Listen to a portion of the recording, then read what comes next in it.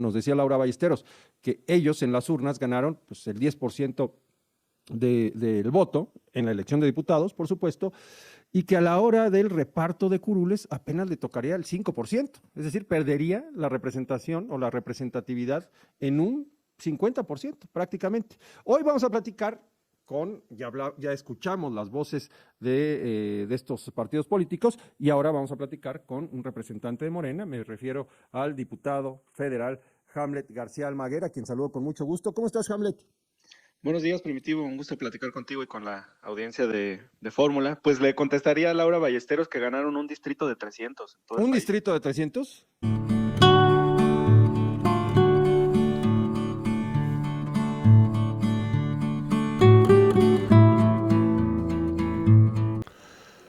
Vamos a ir a una entrevista que le hicieron al diputado Hamlet García por parte de Radio Fórmula.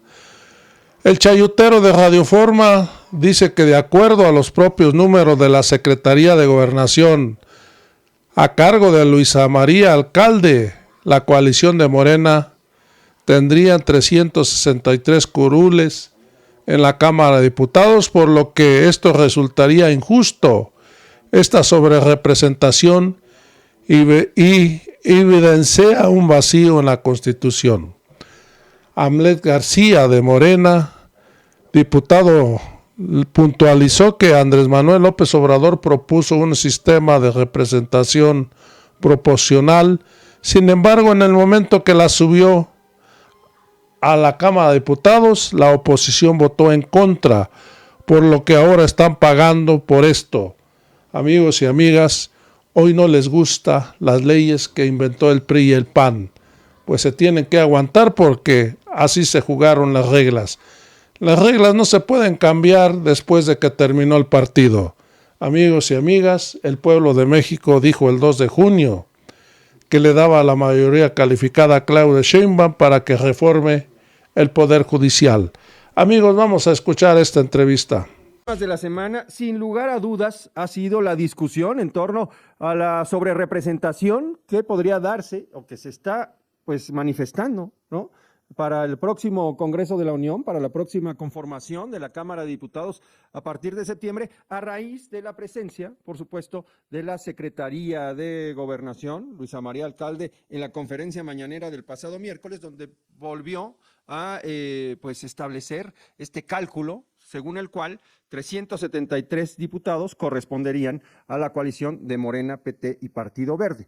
Ayer platicamos con Emilio Álvarez y Casa y también platicamos, él es senador del PRD, también platicamos con Laura Ballesteros de Movimiento Ciudadano y nos hablaban de por un lado, la sobrerepresentación de la coalición que encabeza Morena y por el otro lado, por la subrepresentación que según los datos que da a conocer la secretaria y según las fórmulas que pues va a manejar el INE para asignar las diputaciones plurinominales, esta subrepresentación que tendría, por ejemplo, Movimiento Ciudadano. Nos decía Laura Ballesteros que ellos en las urnas ganaron pues, el 10% del voto en la elección de diputados, por supuesto, y que a la hora del reparto de curules apenas le tocaría el 5%, es decir, perdería la representación o la representatividad en un 50% prácticamente. Hoy vamos a platicar ya escuchamos las voces de estos partidos políticos y ahora vamos a platicar con un representante de Morena, me refiero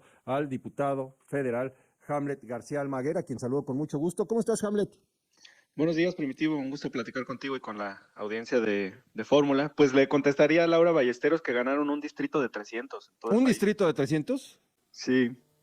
Ese Pero, fue su triunfo en las urnas de ¿cómo los se puede candidatos balancear? ¿Cómo se balancea eso? Porque precisamente ahí está el principio que aplica para la representación proporcional, ¿no? O la asignación de los plurinominales. El decir, bueno, quien gane quizás en pocos distritos, pero obtenga un fragmento superior, digamos, de la votación, tiene derecho a representar a todos esos votantes.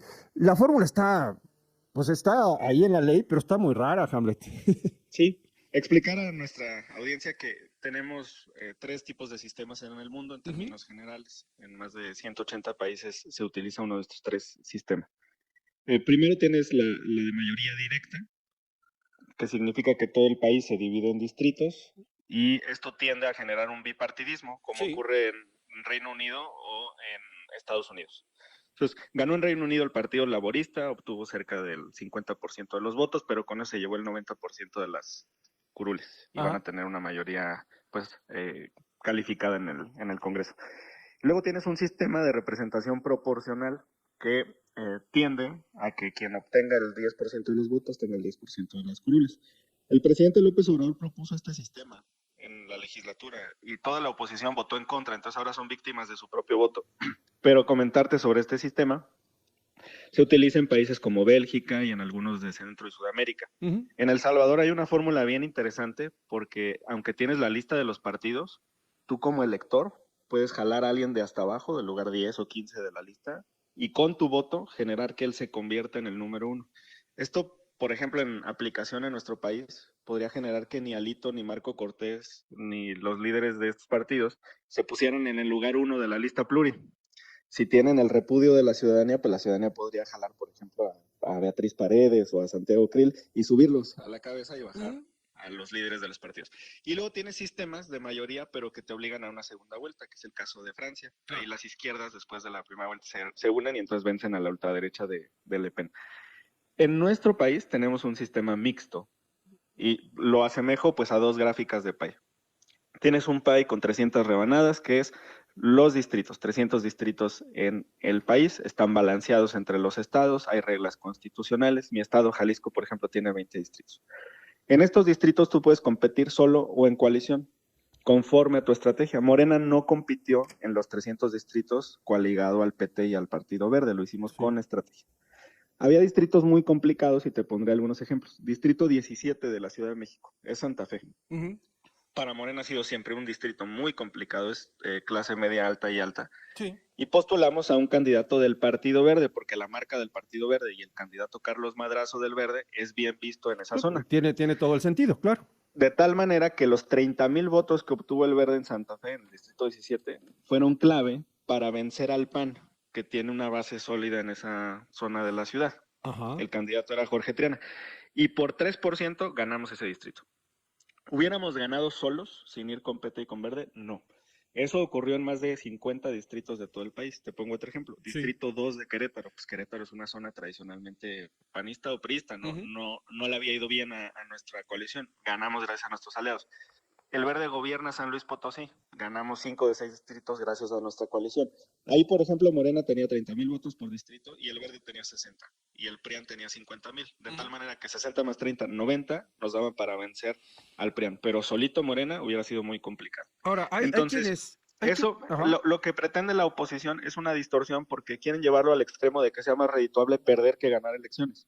Y se les olvida el componente de la representatividad distrital y por entidad federativa. Ahora, el otro país son las pluris. ¿Cómo se asignan? En 200 rebanadas, pero con 5 secciones, digamos. Hay regiones del país. Y también tiene una vocación de representación regional. Por ejemplo, la segunda circunscripción es el Bajío.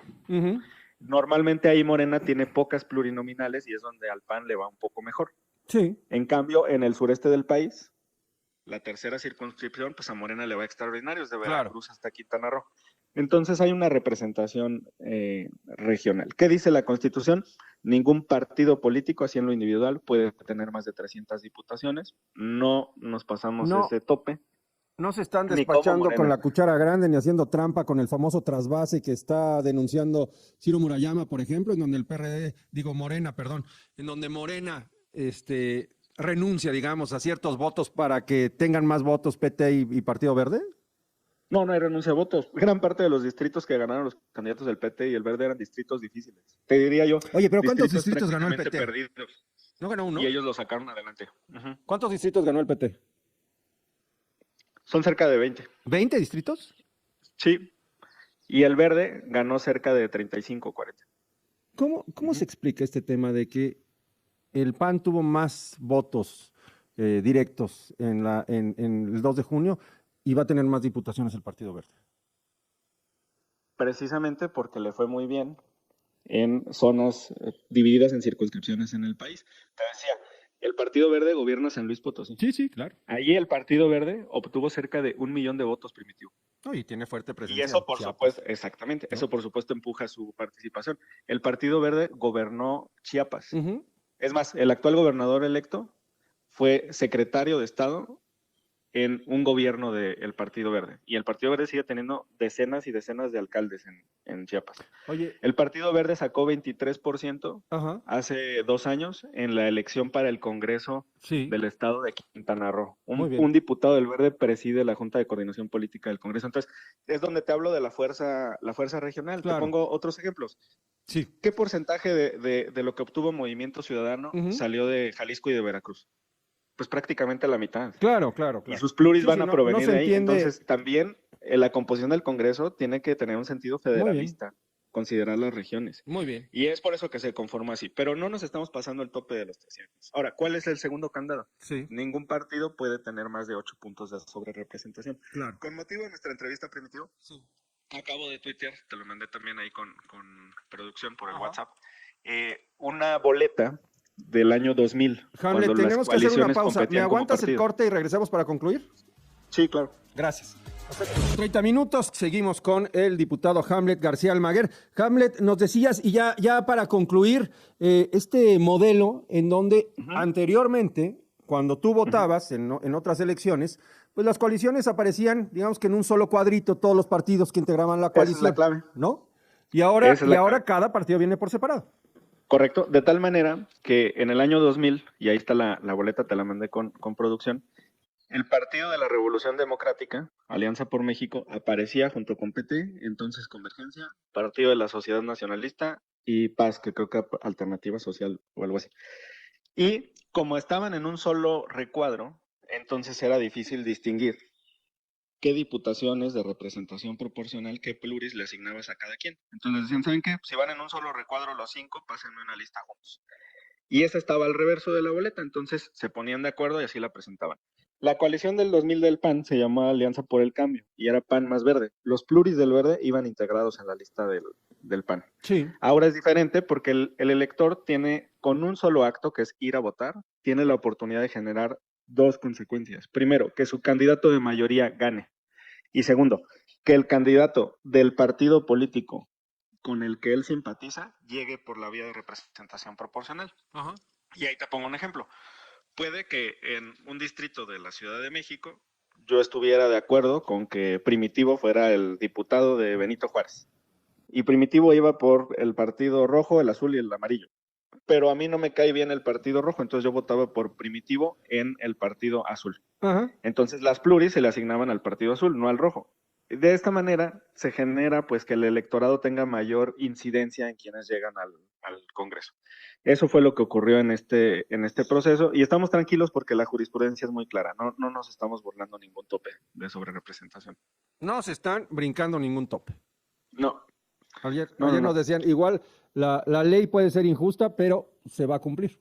No, yo no creo que sea injusta. Injusto sería que perder elecciones se convierta en un gran negocio. Pero bueno, es que ahí tiene que ver otras cosas, ¿no? Es decir, en mis pluris y que entonces yo por perder elecciones, nada más por perder, me lleve. Bueno, pero si ganas el 10% de